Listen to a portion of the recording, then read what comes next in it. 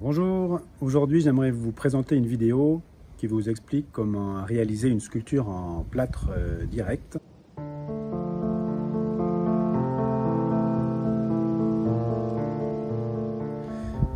Sur une armature qu'on va confectionner ensemble et ensuite sur laquelle on va appliquer du plâtre pour faire une petite tête. J'ai choisi une petite tête de griffon.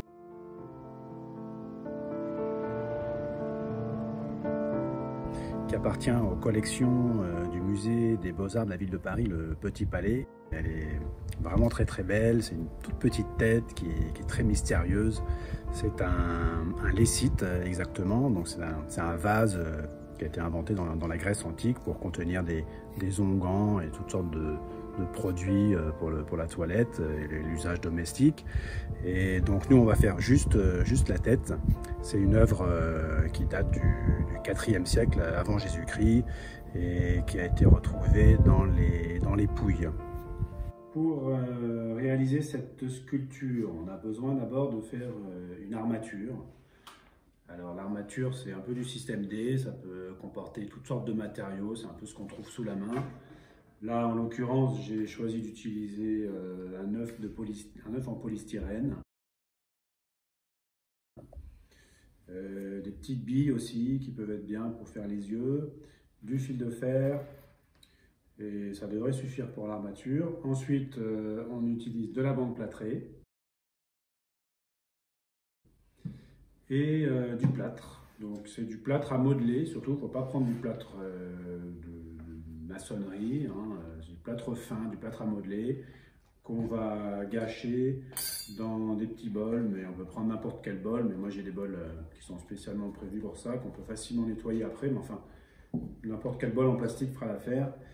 Un couteau de cuisine qui est très pratique, j'appelle ça un couteau d'office, et une spatule pour touiller le plâtre et l'appliquer sur la sculpture.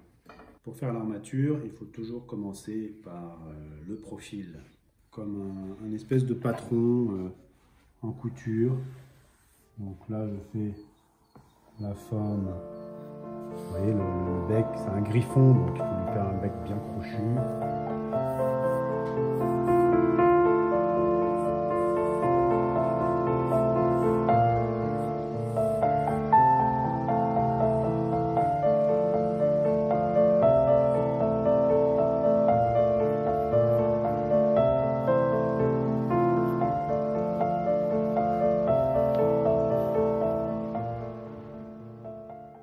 Maintenant, il faut voir ce qu'on peut mettre à l'intérieur pour faire l'armature. L'armature, c'est un peu comme un squelette. Donc, tout est bon, tout ce qui peut traîner sous la main, ça peut être des bouteilles en plastique, des chutes de bois. C'est pour ça que l'œuf, c'est bien, parce que vous voyez, c'est un petit peu ovale. Donc là, ça me paraît pas mal du tout de partir d'un œuf. Je dessine l'axe du visage et là je vais mettre mes deux yeux, et pour les fixer on peut prendre un peu de fil de fer. On va en prendre deux morceaux, je vais les mettre en forme de U. Je vais pouvoir mettre l'œil à l'intérieur comme ça, et ça fait un peu comme une agrafe. Et dans le polystyrène, on peut très bien enfoncer des fils de fer et les agrafer comme ceci. Il nous reste le bec à faire. Là, j'ai pris un autre fil de fer. Il y en a un, vous voyez, il faut que ça fasse à peu près le profil du bec, bien crochu comme ça. Je vais prendre deux petits scotch pour l'attacher.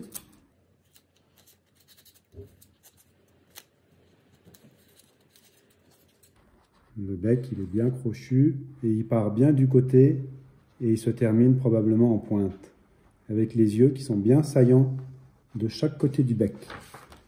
C'est pour ça que là, il serait pas mal de mettre un autre fil de fer.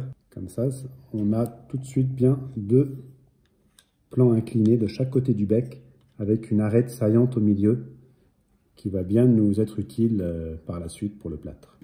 L'armature, il faut bien qu'elle rentre à l'intérieur du dessin.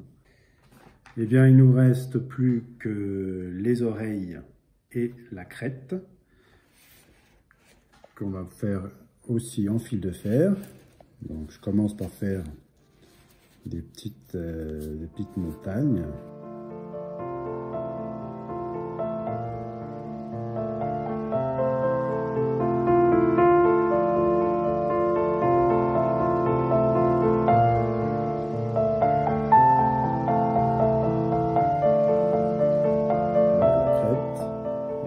Devant les yeux. Donc je l'enfonce bien au milieu. Je suis toujours le dessin au crayon que j'ai fait au début.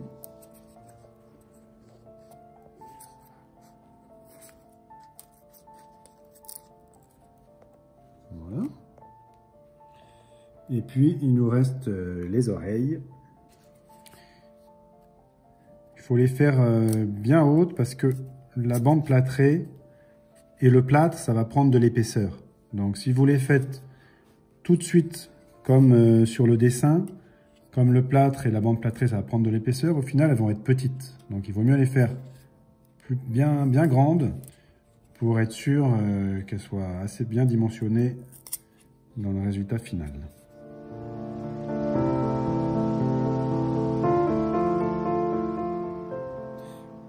Voilà la bande plâtrée.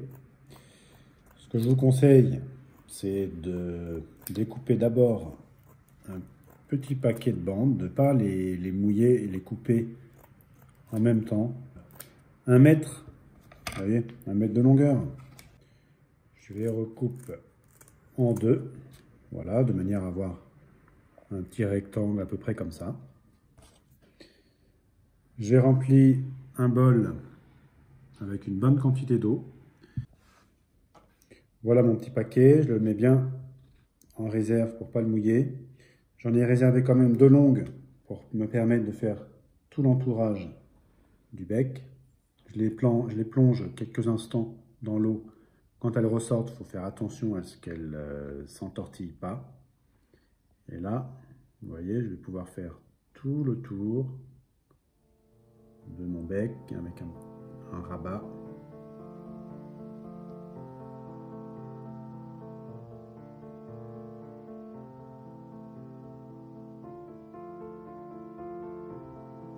Et ensuite, je vais continuer avec les petites. Là, j'en mets un peu partout. Je peux utiliser ma spatule en métal pour bien enfoncer et que ça aille dans les creux.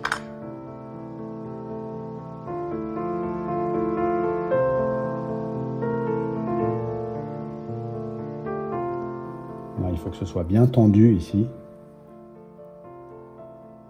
L'idée, c'est de bien tout recouvrir et de se dire qu'après, on va juste mettre une petite couche de plâtre pour cacher la bande plâtrée.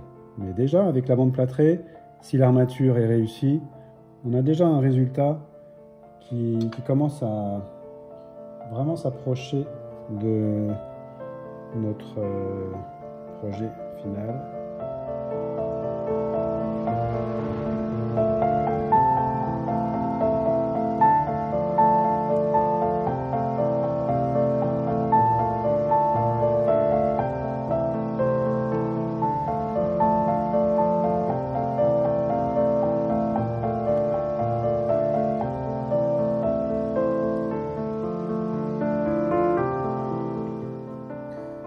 Notre premier bol pour l'eau, on va se le garder parce qu'on a toujours besoin d'une petite réserve d'eau pour travailler le plâtre.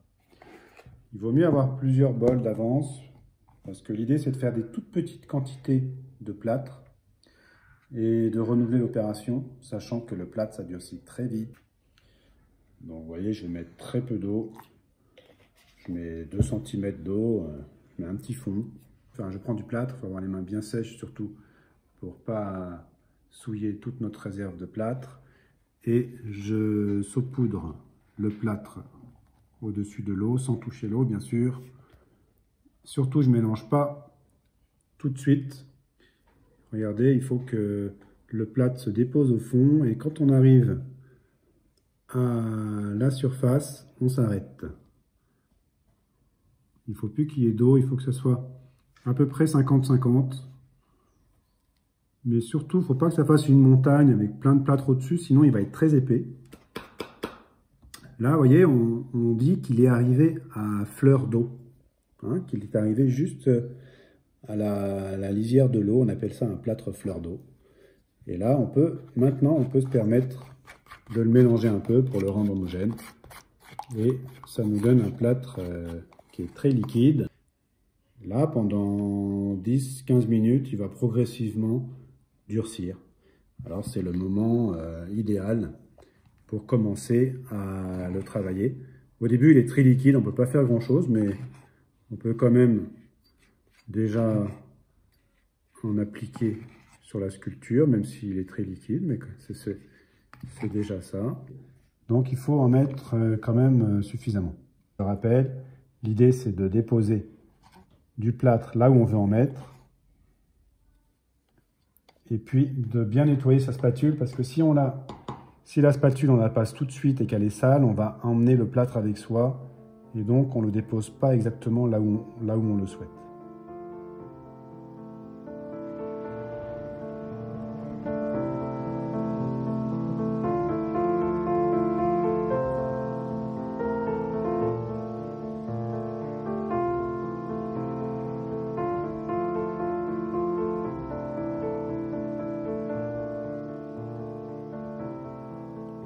Je vous conseille, arrivé à ce stade, de prévoir un petit bâton en bois. On est vraiment content de pouvoir la tenir à distance sans avoir les mains dans le plâtre. Donc j'essaye de charger un peu de chaque côté de la boule. À l'intérieur, il y a la boule, mais la boule, ce serait l'œil.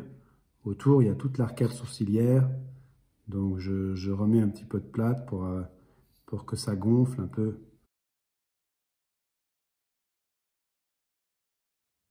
Maintenant que le plâtre a séché, il vaut mieux attendre quelques jours pour qu'il se soit bien déshydraté.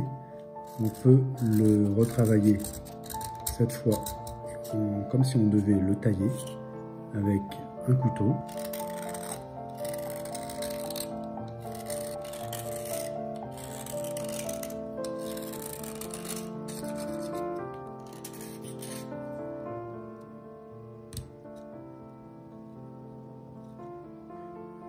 Une petite râpe qu'on appelle un rifloir, comme si on était en train de poncer un mur.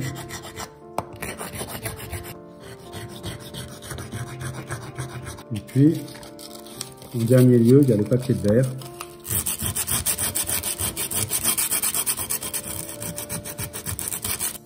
Ensuite, on pourrait très bien refaire un tout petit peu de plâtre pour boucher encore des petits défauts